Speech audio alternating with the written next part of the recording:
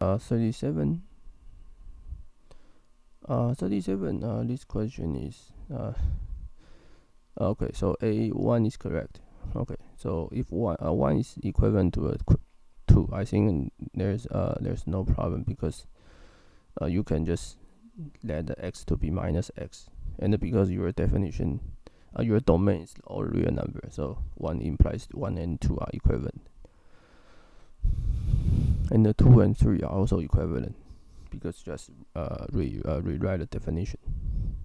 You just let the minus, because minus xy is just x minus x times minus y, so this is f of x plus f of y. So when you use the y equals 0, we obtain this number 4 property, that the function must be odd function. The function must be even function. And it says that since the steps are reversible,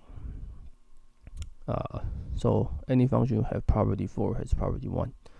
Therefore, cosine x plus y equals to cosine x plus cosine y equals to cosine xy. At least it's wrong, because the number 4 is a special case of number 3. So when you only have a special case, a special property of number 4, then you cannot guarantee that you have a general case in number 3 and number 1.